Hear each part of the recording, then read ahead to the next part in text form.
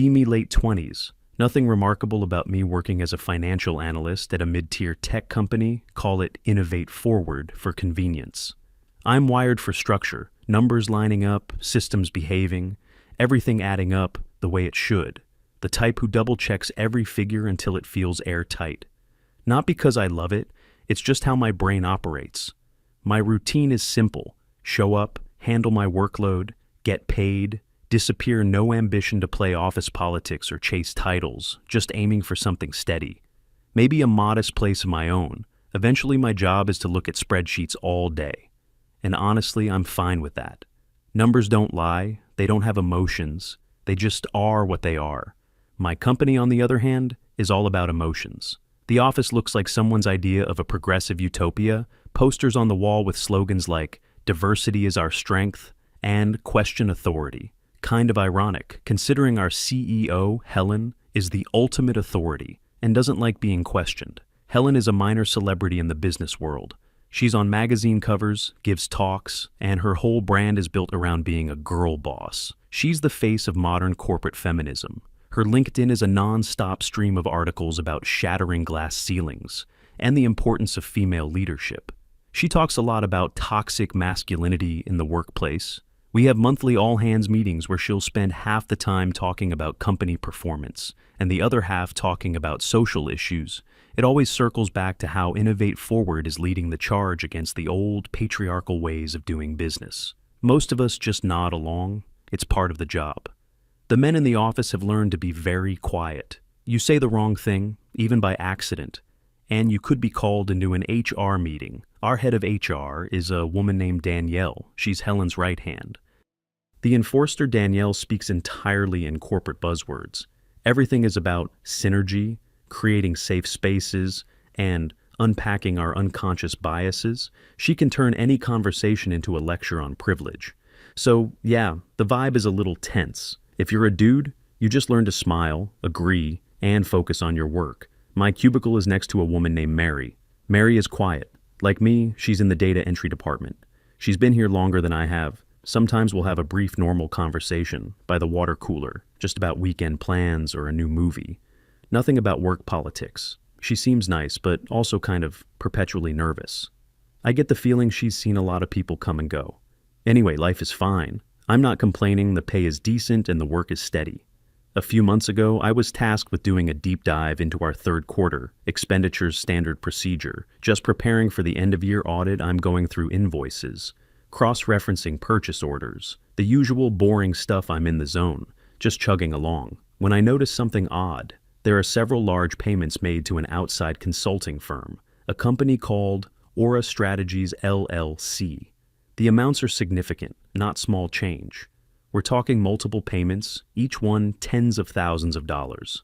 The first thing that catches my eye is that they're all round numbers: $50,000, $75,000, $100,000 in my line of work. Round numbers are a bit of a red flag. Invoices are usually for specific amounts, like $49,872.54. A perfect round number often means someone just picked a number out of thin air.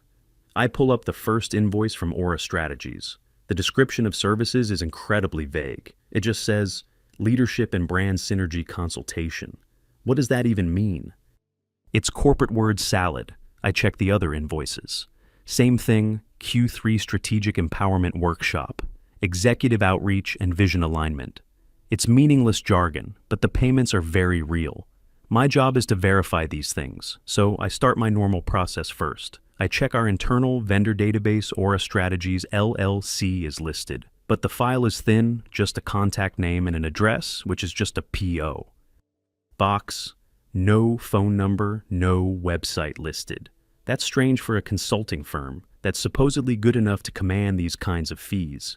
I do a quick web search for Aura Strategies LLC. Nothing. No official website, no LinkedIn profile for the company, no articles mentioning them. A ghost. This is getting weird. A firm charging six figures for vision alignment should at least have a basic website.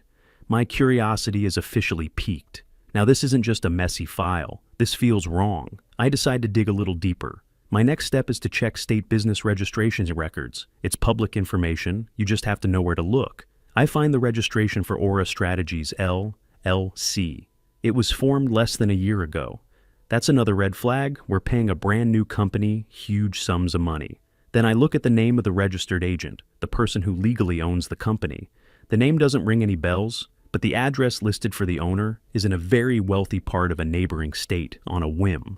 I do a search for that name, and I cross-reference it with Helen's name, and that's when I find it a wedding announcement from a few years back.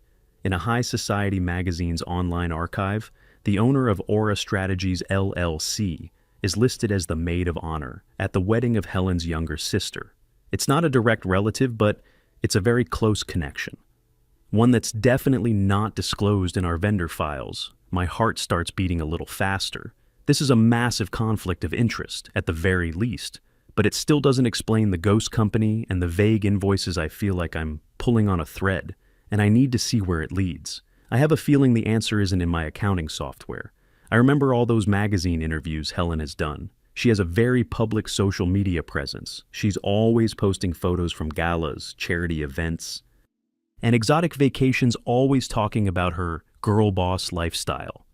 I open up her public social media profile. I start with the date of the first payment to Aura Strategies, a $50,000 payment for leadership and brand synergy consultation. I scroll through Helen's feed to that exact week, and there it is, a photo of her at a high-end fashion event. She's wearing a designer dress that I know for a fact costs a fortune in the caption. She talks about the importance of women dressing for success and investing in themselves. My stomach drops. No way it could be a coincidence. I check the next payment date, a $100,000 invoice for an executive outreach and vision alignment. I scroll through her feed again. That same weekend, she posted a series of photos from a wellness retreat in the Caribbean. She flew there on a private jet. The photos are of her on a yacht with a caption about how important it is for female leaders to recharge and avoid burnout. I feel sick. I spend the rest of the night going through every single payment to Aura Strategies. Every single one lines up perfectly with a major luxury purchase or an extravagant trip that Helen posted about online. A $75,000 payment corresponds to her buying a rare, limited edition handbag she showed off at a conference. Another large payment matches a weekend trip to a European city, where she stayed in a ridiculously expensive hotel suite. It's not a coincidence, it's a pattern, a blatant, arrogant pattern of embezzlement. She set up a shell company through a trusted friend or family member. She has the company send bogus invoices to Innovate Forward for consulting services. She, as the CEO, approves the payments, and then the money is funneled right back to her to fund her lavish lifestyle. She's stealing from her own company, the same company she claims to be building into a progressive haven, all the talk about empowering women and fighting the patriarchy. It's a smokescreen. She's using the company's money to buy designer clothes and fly on private jets. I lean back in my chair and just stare at my screen.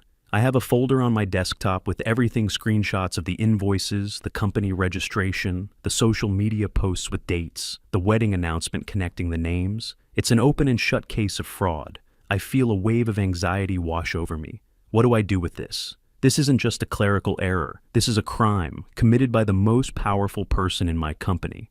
The person who has the power to destroy my career with a single email.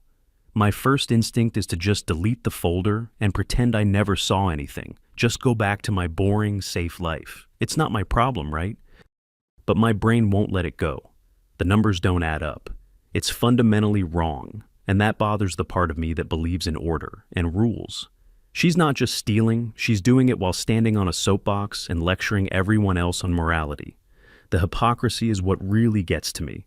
I think about all the times we had to sit through her speeches about ethics and transparency, all the mandatory training sessions about corporate responsibility. It was all a lie. I barely sleep that night. I keep going over it in my head. I could go to the board of directors, but they're all her friends. She handpicked them. They would probably just sweep it under the rug and fire me for causing trouble. I could go to the authorities, but that's a huge step. I'd need a lawyer, and I can't afford one, plus it would turn my life into a circus. I decide there's only one correct way to handle this. According to the employee handbook that Danielle is so fond of quoting, I have to follow the internal protocol. I have to report it through the proper channels. I have to trust the system. So the next morning, I come into the office looking tired but determined. I spend 2 hours composing the most neutral, professional, fact-based email of my life. I address it to Danielle, the head of HR. The subject line is Inquiry Regarding Vendor Invoices. I don't make any accusations. I don't mention Helen's name. I simply state that during a routine review, I found irregularities concerning payments to a vendor named Aura Strategies LLC. I list the invoice numbers and dates. I point out the lack of a company website or public presence I mention, the conflict of interest regarding the company's ownership. I attach a few key documents, but not the social media stuff. I decide to hold that back for now. I end the email by saying, I believe these findings warrant a further internal review to ensure compliance with company policy. Please let me know how you would like to proceed.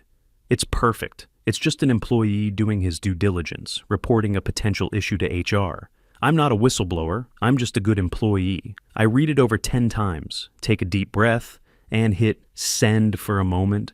I feel a sense of relief. I did the right thing, the proper way. Now the ball is in their court. The rest of the day is nerve-wracking every time my email notification dings. My heart jumps, but nothing comes from Danielle. The day ends, and still no reply. I go home feeling uneasy the next day. Same thing. Silence. It's like I threw a rock into a pond and it didn't even make a ripple. I see Danielle in the hallway, and she walks right past me with a polite, cold smile, as if nothing is wrong. I start to doubt myself. Maybe I'm crazy, maybe I misinterpreted everything. But then I look at the files again. No, the evidence is clear. They're ignoring me. They're hoping I'll just drop it later that week. I'm getting coffee when Mary comes up to me. She looks even more nervous than usual. She speaks in a very low voice. Jerome, I'm probably not supposed to say anything, but be careful. I ask her what she means. She just shakes her head and scurries back to her desk. That's when I know for sure my email wasn't ignored. It was received. And now they're planning something. I decide I can't let them just bury this. I send a follow-up email to Danielle, very polite, very professional. Hi Danielle, just following up on my previous email regarding Aura Strategies LLC. I wanted to ensure you had received it and see if there are any updates on the internal review. This time, I get a reply within minutes. It's a single sentence. Jerome, your concerns have been noted. The matter is being handled. It's the coldest, most dismissive email I've ever received. It's a clear message. Drop it. Now. But I can't. I feel like I'm in too deep. If I back down now, I'll always be the guy who knew and did nothing. And worse, they'll know that. I know I'll have this hanging over my head forever. I feel trapped. A few more days. Pass in silence, the tension is killing me. I can't focus on my work. I feel like everyone is watching me. Then on a Friday afternoon, I get an email. It's from Danielle's assistant. Meeting invitation, follow-up discussion. It's for Monday morning. The attendees are me, Danielle, and Helen. My blood runs cold. This isn't an internal review. This is an ambush. That weekend was one of the longest of my life. I couldn't eat. I couldn't sleep. I just kept replaying everything in my head. The email, the silence, Mary's warning, the meeting invitation. It was a slow-motion train wreck, and I was tied to the tracks. I went over my folder of evidence 100 times, making sure everything was solid. The facts were undeniable, but I had a sinking feeling that facts weren't going to matter in that meeting. I thought about just not showing up, just ghosting the job. But that wasn't me. Plus, they'd just fire me anyway and control the narrative. I had to go. I had to face them. Monday morning arrived, cold and gray. I put on my best work clothes, trying to look professional and confident, but I felt like I was walking to my own execution. I walked into the office and the atmosphere felt different. Or maybe it was just me. People seemed to avoid my gaze. I got to the top floor where the executive offices were. The air up there is always different, quieter, more expensive. Danielle's assistant gave me a tight, fake smile and pointed toward the boardroom. They're ready for you, Jerome. I walked in. The room was huge, with a long polished table and a panoramic view of the city. Helen and Danielle were sitting on one side of the table, perfectly composed. They looked like two judges about to pass. Sentence they didn't get up. Helen just gestured to the single chair on the opposite side of the table. I sat down. The chair felt cold. I put my briefcase on my lap. the one with all my printed out evidence inside. A long, awkward silence hung in the air. Finally, Helen spoke. Her voice was calm, almost gentle, which was somehow more terrifying than if she had been yelling.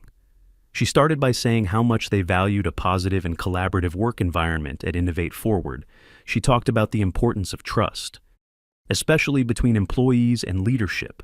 It was like listening to a pre-recorded speech. Then her tone shifted slightly. She said that recently it had come to her attention that my behavior was not aligned with the company's core values. I started to open my mouth to say that my email was just about a financial query, but she held up a hand to stop me. She wasn't finished. She went on to say that there had been concerns about my adversarial attitude, that I was creating a chilling effect in the finance department. I had no idea what she was talking about. I barely spoke to anyone outside of work-related matters. Danielle then chimed in, opening a folder in front of her. She had a very serious expression on her face. She explained that my recent actions, specifically my unsolicited and accusatory emails, were being interpreted as an attempt to undermine leadership. She used the phrase, "a pattern of insubordination." I couldn't believe what I was hearing. I had sent 2 polite professional emails following company protocol. Now they were twisting it into me, being some kind of rogue agent trying to stage a coup. I tried to interject again. I said, "This is about the invoices from Aura Strategies. I have documents showing a clear conflict of interest and financial irregularities. I was just doing my job." I started to reach for my briefcase. Helen let out a small, condescending laugh. She told me this meeting wasn't about invoices. This was about my conduct. She said my decision to obsessively investigate a female-owned vendor was problematic. She suggested it stemmed from an inability to accept female authority. She actually said the words toxic masculinity. My jaw almost hit the floor.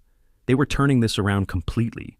They were using their corporate shield of progressive politics to hide a simple case of fraud. They were painting me, the guy who found the fraud. As the villain, Danielle added that my fixation on the CEO's personal life, by which she must have meant my connecting the payments to the social media posts, was a violation of privacy and created an unsafe work environment for Helen. An unsafe work environment for the CEO, who was stealing millions of dollars? The absurdity of it was staggering. I finally just put my hands on the table and looked them both in the eye. I told them I had evidence, clear and simple evidence, that company funds were being misappropriated through a shell company owned by a family friend of Helen's. I said I was trying to protect the company. Helen's smile vanished. Her face became hard as stone. She looked at me with pure contempt. She told me my accusations were baseless, insulting, and slanderous. She said I was a disgruntled employee trying to damage the reputation of a successful woman because I couldn't stand to see her succeed. It was the ultimate reverse card. Every progressive buzzword they had ever preached was now being used as a weapon against me. I was experiencing the corporate version of being canceled, right there in that room. Danielle closed her folder with a sharp, final sound. She announced that based on my disruptive and defamatory behavior and my refusal to engage constructively, they had no choice. My employment with Innovate Forward was terminated. Effective immediately, I just sat there, stunned into silence. I knew it was coming, but it still felt like a physical blow. Helen stood up. She told me she was deeply disappointed, that she had hoped I would be an ally to the cause of female empowerment, but clearly I was part of the problem. Then she walked out of the room without another glance in my direction. Danielle slid a packet of papers across the table to me. My termination letter and an NDA. She told me if I signed the NDA, they would give me a small severance package. The NDA would legally bar me from ever speaking about what happened at the company, or my reasons for leaving it was hush money. I looked at the paper. Then back at her, I pushed it back across the table. I told her I wasn't signing anything. Her fake professional demeanor finally cracked. She gave me a nasty look and told me I was making a big mistake. She said they would be noting in my file that I was fired for gross misconduct and creating a hostile work environment. She informed me that security was waiting outside to escort me from the building. I didn't say another word. I just picked up my briefcase and walked to the door outside. 2 large security guards were waiting. They didn't say anything, just gestured for me to walk ahead of them. They led me back to the main office floor, back to my desk. The entire office went silent. Everyone stopped typing and just stared. It was the walk of shame. Me, with two guards, walking through the rows of cubicles. They gave me a cardboard box and told me I had 5 minutes to gather my personal belongings. My hands were shaking as I packed my mug, a few photos, and a plant I could feel dozens of pairs of eyes on me. Some people looked away, pretending to be busy. Some looked on with a kind of morbid curiosity. I saw Mary. She was looking right at me, her face pale with shock and pity. Our eyes met for a second, and then she quickly looked down at her keyboard like she was afraid of being associated with me. I didn't blame her. She had a job to protect in that moment. I felt completely and utterly alone. The guards walked me to the elevator, rode down with me, and escorted me all the way to the front door of the building. One of them held the door open for me. Then I was outside, standing on the pavement in the middle of a Monday, holding a cardboard box. It was over. I was jobless, disgraced, and powerless. The next few weeks were a blur of depression and anxiety. I tried to file for unemployment, but the company contested it, citing the gross misconduct charge. It was their word against mine. And they were a multi-million-dollar company. My claim was denied. My savings started to dwindle fast. I polished up my resume and started applying for other analyst jobs. I sent out dozens of applications. Most of them got no response. A few sent back, automated rejection emails. I finally got an interview with another tech firm. It went really well. The hiring manager seemed to like me. He said my skills were exactly what they were looking for. He said they just needed to do a final reference check with my previous employer. My heart sank a week later. I got an email from them. After careful consideration, we have decided to move forward with other candidates. I knew exactly what had happened. Danielle had given me a reference. She had poisoned the well. They hadn't just fired me. They had blacklisted me. They had taken my career, the one thing I had built for myself through hard work and diligence, and they had destroyed it.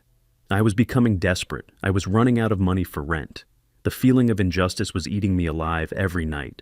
I'd lie awake, thinking about Helen on her private jet, paid for with stolen money. While I was worried about buying groceries, I thought about her smug face as she lectured me on toxic masculinity.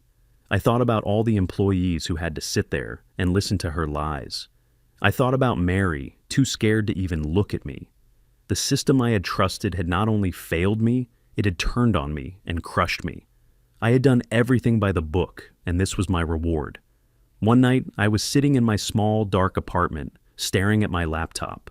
The only thing I had left from that job was the folder on my desktop, the one with all the proof, evidence_innovate_forward. I had been so naive. I had thought that presenting facts to people in power would make them do the right thing. I realized now that they didn't care about facts. They only cared about power. They had all the power, and I had none, or did I? I opened the folder one last time, the invoices, the bank records, the social media posts. It was all still there, a perfect, undeniable story of corruption and hypocrisy. They had taken my job, my reputation, and my future. They had left me with nothing to lose, and a man with nothing to lose is a man. You shouldn't have messed with a cold, calm feeling washed over me. It wasn't anger anymore. It was something else. It was resolve. If the official channels wouldn't deliver justice, then I would find another way. I couldn't go to the mainstream media. They loved Helen. They'd probably just bury the story to protect her. I needed to go somewhere that didn't care about protecting the powerful, somewhere that loved to tear down hypocrites. I opened a new browser tab. I went to a notorious online forum, a place known for chaos and unfiltered truth. I created a new, anonymous account. I took all my files and put them into a single, encrypted zip folder. I uploaded it to an anonymous file hosting site. Then I started a new thread. I wrote it in the simple, direct style of the forum, no emotion, just facts. It was the only voice I had left. My post was simple. I didn't write a long sob story. I just laid it out. Green text style, be me. Former financial analyst at a woke tech company. You've probably heard of my ex-CEO, Helen. She's in magazines. Talks about empowering women 24/7. Found out she was embezzling millions from the company, used a shell corp owned by a relative to fund her luxury lifestyle. Private jets, designer clothes, the works, all while the company froze our salaries, citing market conditions. Did the right thing. Reported it to HR with concrete evidence, got dragged into a meeting with her and the HR head, Danielle. They didn't even look at my evidence instead. They accused me of being a sexist trying to undermine female leadership, fired me for creating a hostile work environment. Security marched me out of the building like a criminal. They blacklisted me, can't find another job. They took everything from me, so I'm giving this to you. Here's the zip file with everything: invoices, bank transfers, social media, posts with matching dates, company registration docs. Her hypocrisy needs to see the light of day. Do what you do best. I pasted the link to the anonymous file download at the bottom. I stared at the screen for a full minute, my finger hovering over the submit button. This was it. No going back, I clicked it. The thread was live for a few minutes. Nothing happened. I felt a pang of fear, thinking it would just get buried and ignored. Then the first reply came in, pics or it didn't happen. Then another, downloading the files now, this better be good. A few more minutes passed, and then the floodgates opened. The first person to get through the files posted, "Holy, it's all real." The dates on the invoices match her vacation posts perfectly. Suddenly, the thread exploded. People were digging through the documents like digital archaeologists. They were faster and more thorough than I ever could have been alone. Someone found the shell company owner's social media and discovered she was also on that Caribbean trip with Helen. Another user did a deep dive on Innovate Forward's public financials and found other questionable expenses. I had missed they turned it into a game, a collective investigation. They created memes, putting Helen's quotes about smashing the patriarchy next to a receipt for a $20,000 handbag. The thread was moving so fast I could barely keep up. It was the most chaotic, beautiful thing I had ever seen. A hive mind of anonymous strangers all working together to expose a lie. I stayed up all night, just watching it unfold. By the next morning, my little forum post had escaped its containment. Someone had written a summary and posted it on a bigger, more mainstream social news site from there. It caught the attention of a blogger. He wasn't from a major newspaper. He was an independent journalist who specialized in corporate corruption, the kind of guy who wasn't afraid to get his hands dirty. He wrote a long, detailed article, citing my anonymous post and verifying the key pieces of evidence from the zip file. He gave the story the perfect explosive headline: Innovate Forward's feminist CEO accused of embezzlement by whistleblower. She fired for toxic masculinity. That headline was gasoline on a fire. The article went viral. It was shared thousands, then tens of thousands of times. The story was no longer confined to the dark corners of the internet. It was everywhere. I saw it being discussed on major social media. Platforms' hashtags started trending. Hashtag fraud, feminist, hashtag InnovateGate. Helen's carefully crafted public image began to crumble. In real time, her most recent posts were flooded with comments from thousands of people demanding answers, calling her a hypocrite and a thief. Mainstream news outlets, the same ones that had put her on their magazine covers, could no longer ignore the story at first. They reported on it cautiously as online allegations. Innovate Forward's PR department issued a statement. It was full of the usual corporate doublespeak. They called the allegations baseless and malicious, a smear campaign orchestrated by a disgruntled former employee. They said they had full confidence in their CEO's leadership and integrity. It was a huge mistake. Their denial just made people angrier. The independent journalist published a follow-up article, fact-checking their statement and showing how it contradicted the evidence in the leaked files. Now the company looked like they were part of the cover-up. The pressure started to mount. A few big-name investors started putting out statements expressing their deep concern. A major client announced they were suspending their partnership with Innovate Forward, pending an investigation. The house of cards was starting to fall. I watched it all from my apartment, like I was watching a movie. It felt surreal. I wasn't Jerome the unemployed analyst anymore. I was the anonymous source, the ghost in the machine who had started it all a week after my post. The board of directors at Innovate Forward announced they were hiring an independent law firm to conduct a full and thorough review of the allegations. It was a clear sign that Helen had lost their support 2 days later. News broke that she had been placed on an indefinite leave of absence. Danielle was also suspended. The story just kept getting bigger.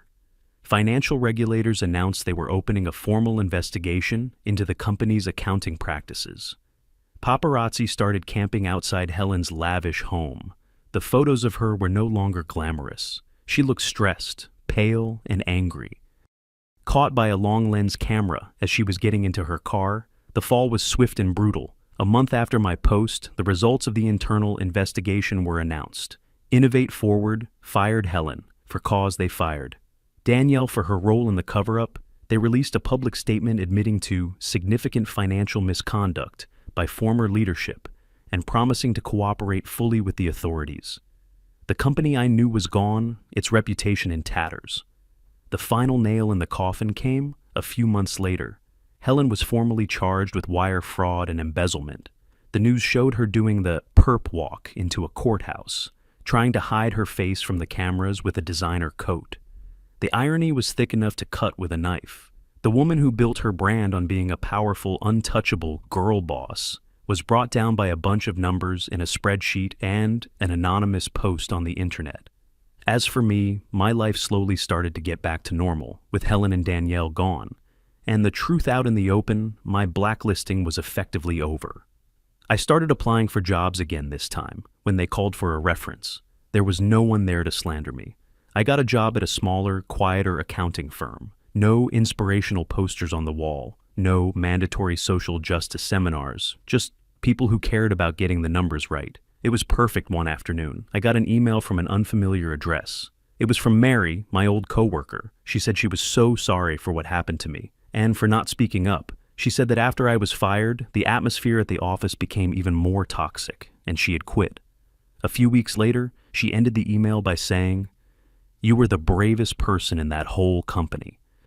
You did the right thing." I read her email and felt a sense of peace. I never wanted to be a hero. I never wanted to be a whistleblower.